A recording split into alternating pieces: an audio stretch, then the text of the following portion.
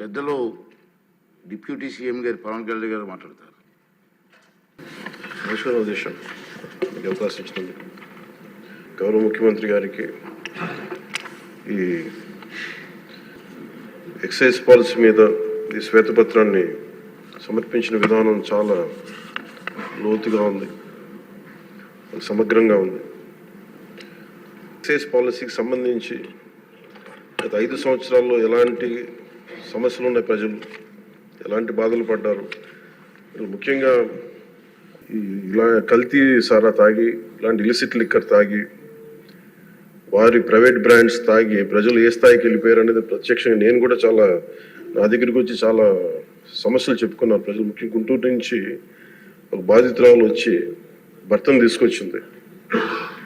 భర్తను తీసుకొచ్చి నా భర్త నన్ను కొట్టేస్తున్నాడు, మీరు మాట్లాడండి, వీళ్ళు మందు తాగిని చెప్పి ఆవిడ పాపం బాధపడుతుంటే ఉన్న దెబ్బలు చూపించింది.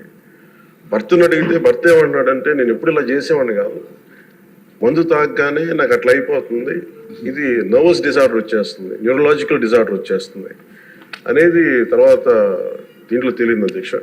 ఊనే ఒకసారి అంటే ఇది ఇంకా విష్ణుకుమార్ రాజు గారు చెప్పినట్టుగా ఇది ఇంకా 3,000 కోట్లుగా చాలా లోతైన దోపిడీ జరిగింది. దీంట్లో లాస్ ఆఫ్ కన్సిడరబుల్ రెవెన్యూ దాదాపు 18,860,51 అనేది ప్రాథమికంగా తేలింది. దీంట్లో అంటే ప్రజలకు కావాల్సిన డబ్బు, ప్రజలకి రావాల్సిన డబ్బు ఇవన్నీ కూడా ఎక్కడికి వెళ్ళిపోయినాయి.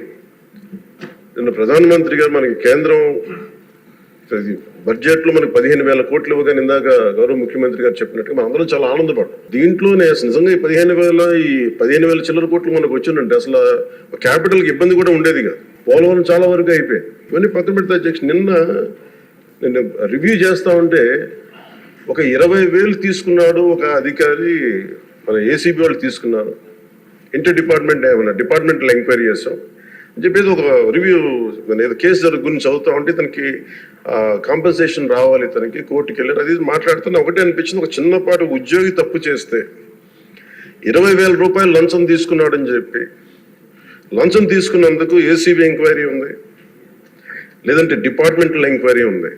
అలాంటిది రాష్ట్ర వ్యవహారాలు నడిపే ముఖ్యమంత్రి కానీ వారి సంబంధిత సభ్యులు కానీ స్టేట్ ఎక్స్చెకర్కి 18,860 కోట్ల రూపాయలు పైచిలకు ప్రప్రథమంగా ఇక్కడే మనకు తేలుతూ ఉంటే వీళ్ళు శిక్ష పడకుండా ఎలా తప్పించుకుంటారు? శిక్ష పడాలి. మనకి నైతిక బలం, నైతిక హక్కు ఎలా ఉంటుంది అధ్యక్ష? మనకి ఒక అధికారి 20,000 రూపాయలు నువ్వు తప్పు చేశావని చెప్పి ఏసీబీకి పట్టిస్తున్నావు. వీళ్ళేమో దారుణంగా 18,000 కోట్లు అటు ప్రజల్ని కనీసం వాళ్ళ క్వాలిటీలు మన లిక్కర్ మనకి తాగాలని చెప్పి ఎవరిని మనం కూర్చోబెట్టి మనం పెంపొందించట్లా.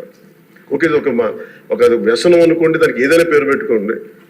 ముఖ్యంగా మనకి మద్యపాన నిషేధం అనేది చాలా చాలా కష్టమైన విషయం, ముఖ్యంగా ఆంధ్రప్రదేశ్. ఒకవైపు యానాం, ఇంకోవైపు మనకి మధ్యప్రదేశ్, ఇంకోవైపు చూస్తే మనకి తెలంగాణ, ఒరిస్సా, తమిళనాడు, కర్ణాటక, ఇన్ని బార్డర్స్ని షేర్ చేసుకొని మద్యపాన నిషేధం అనేది ఇప్పుడు చాలా కష్టసాధ్యమైన విషయం. గతంలో కూడా చేశారు, సాధించలేకపోయాం. ఇప్పుడు రెగ్యులేట్ చేయాల్సిన అవసరం ఉంది. ఇందాక గౌరవ సభ్యులు బుచ్చయ్య చౌదరి గారు చెప్పినట్టుగా ఒకటి స్టేట్ ఎక్స్చెకర్కి లాస్ జరిగింది, ప్రజలకి ఆరోగ్యానికి హాని జరిగింది. దాంతోపాటు అసలు ఈ వ్యసనాన్ని తగ్గించే పరిధిలో కూడా కొంత ఉన్నారు, కొంత బడ్జెట్ కేటాయించాలి. ముఖ్యంగా డీ అడిక్షన్ సెంటర్స్ కానీ వీటితో పాటు కేటాయించాలి. అది కూడా సూచన బుచ్చి చౌదరి గారు చెప్పిన సూచన కూడా మనం పరిగణలో తీసుకోవాలి అధ్యక్ష.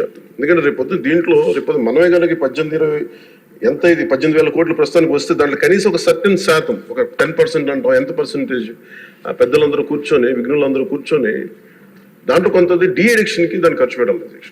కేవలం దాన్ని ఆదాయంగా చూడకుండా అట్లీస్ట్ ఒక 10% డీ అడిక్షన్గా దాన్ని డీ అడిక్షన్ సెంటర్స్ ఖర్చు పెట్టాలి. కానీ అన్నిటికంటే కూడా ఈ రోజున మన గౌరవ ముఖ్యమంత్రి గారు చెప్పింది, వీళ్ళని ఎలా ఇన్వెస్టిగేషన్ అంటే అలిగేషన్స్, దీంతో ఎండ్ అయింది ఈ ప్రజెంటేషన్. ఇదే కనుక ఈ రోజున మనకి క్లాప్ మిత్రాస్కి ఈరోజు డబ్బులు లేక పంచాయతీ బోర్డులో దాదాపు 9 నెలల నుంచి మనకి జీతభత్యాలు లేక ఒక 59 మంది నలిగిపోతా ఉన్నారు.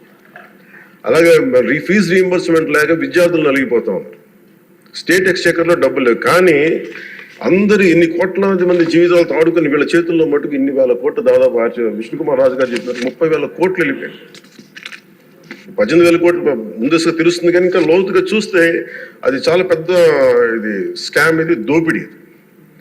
వీటిని కనుక మనం వదిలేస్తే, తప్పు చేసిన వాళ్ళని గత ప్రభుత్వం సంబంధించిన ఇది ఇట్స్ నాట్ అబౌట్ వెండట, పగా ప్రతీకారం కాదు, కానీ వీళ్ళని స్వేచ్ఛగా కనుక వదిలేస్తే, వాళ్ళ అదృష్టవశాత్తు ఈరోజు వాళ్ళకి లేరు. వాళ్ళు కనుక ఉండుంటే వాళ్ళకి నిజంగా వాళ్ళకి సమాధానం చెప్పాల్సిన పరిస్థితి ఉండేది. తప్పించుకొని పారిపోయారు వాళ్ళు ఈరోజు, తప్పించుకొని పారిపోయారు వాళ్ళు. We have to make them accountable అధ్యక్ష. వాళ్ళు we have to bring them into accountability. They have to be penalised. వాళ్ళు దయచేసి గౌరవ ముఖ్యమంత్రి గారికి నేను మీ తరపు నుంచి ఆయనకి తెలియజేసుకున్న అధ్యక్ష, దయచేసి వీరిని please we have to penalise them sir. వాళ్ళకి సరైన శిక్ష పడాలి సార్. వీళ్ళకి తప్పించుకోవడానికి కుదరదు సార్. ఏదంటే రేపు పొద్దున ఒక ట్రాఫిక్ కానిస్టేబుల్కి బలం ఇవ్వాలి అంటే ఆపగలమంటే మీ వాళ్ళు ఏమంటారు సార్ లోపల? నేను చిన్నపాటి కానిస్టేబుల్ అయితే నాకేమనిపిస్తుంది, మీరు పెద్దోళ్ళు అయితే వదిలేస్తారు, మమ్మల్ని అయితే పట్టుకుంటారంటారు సార్. మనకు రూలింగ్కి, గవర్నెన్స్కి, అడ్మినిస్ట్రేషన్కి నైతిక బలం పొందు అధ్యక్ష. ఐ రిక్వెస్ట్ యూ, నేను మీద మిమ్మల్ని నేను ఉద్దేశించి అందరినీ హౌస్ మెంబర్స్ గౌరవ సభ్యులందరినీ గౌరవ ముఖ్యమంత్రి గారిని అడుగుతున్నాను అధ్యక్ష మీ ద్వారా. They have to be punished and they have to be penalised whoever they are. ఇది వెండేట పగ ప్రతీకారాలతో కాదు, కానీ we promised that we will bring back accountability. We promised we were going to give a clean and clear governance. We have to live up to it. Thank you.